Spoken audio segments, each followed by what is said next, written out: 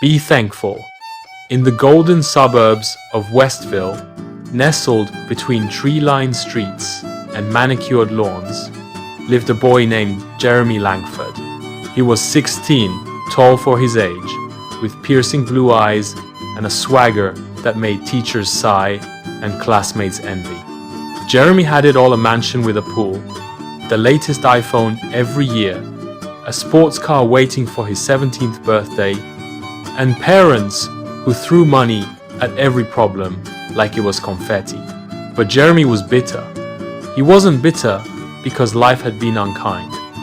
He was bitter because nothing ever felt like enough. If his father brought home a Rolex, he wanted a Patek Philippe. If his mother surprised him with concert tickets, he complained they weren't VIP. At school, he mocked those with second-hand shoes or crumpled lunch bags. His catchphrase? Why should I be thankful for what I deserve? It was the day before Thanksgiving when everything began to unravel. Jeremy's father, a powerful investment banker, was indicted on charges of embezzlement. News vans lined their street. The Langford mansion, once buzzing with luxury, went silent. Cars were towed. Accounts were frozen. In 48 hours, Jeremy's life flipped. His mother, previously a socialite queen of fundraisers and luncheons, suddenly had no phone calls to return. Friends vanished. Dinners became cans of soup and dollar menu burgers. Jeremy didn't know how to process this world.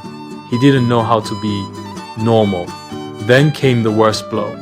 They lost the house. They moved into a 2-bedroom apartment in a rough part of the city, far from the private schools and gated communities Jeremy knew. His new high school was underfunded, overcrowded, and dangerous. His designer clothes made him a target. In this world, nobody cared who he used to be. Jeremy was forced to work weekends to help pay bills. His first job? Washing dishes at a local diner called Rosie's. At first, he sneered. The apron was stained, the manager was loud, and customers were rude. But Jeremy had no choice. One night, after closing, he found himself sitting beside the dishwasher. Marcus, a kid his age, who worked to support 4 siblings. "You always look like someone ran over your dog," Marcus said with a grin. "You ever just be thankful you got a meal and a place to sleep?" Jeremy snorted. "Thankful? For what? Life sucks." Marcus shrugged. "Then change your eyes, not the world. Gratitude's not about what you have. It's about how you see." That sentence haunted Jeremy. Over the next months, Jeremy noticed what he used to ignore: the cook who saved leftovers for the homeless, the elderly woman who tipped with quarters and a smile, the waitress who sang to her baby between shifts. Despite hardship, these people found ways to laugh, to give, to live. Jeremy started showing up early, cleaning more, helping others. Slowly, his heart softened. For the first time, he gave his mom a hug without being asked. On Thanksgiving that year, he cooked well, microwaved a meal for her, and said the words he never had: "Thank you, Mom, for everything." Her tears said what words couldn't. By senior year, Jeremy was a different person. He applied to colleges not with a list of demands, but with essays filled with honesty. One titled "Be Thankful" detailed his fall from privilege and his rise into humanity.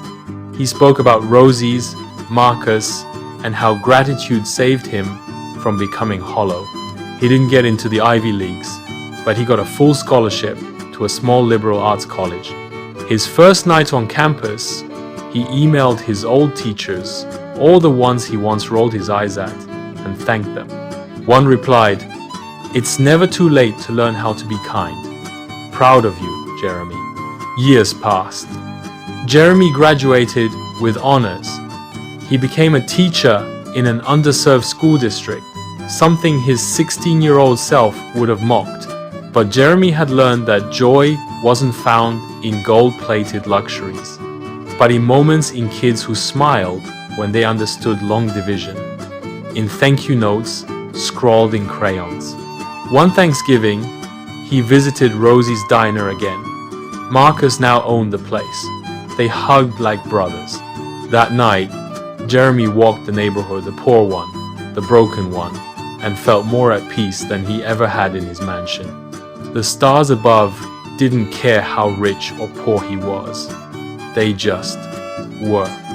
And Jeremy smiled, whispering into the cool night air, "Be thankful."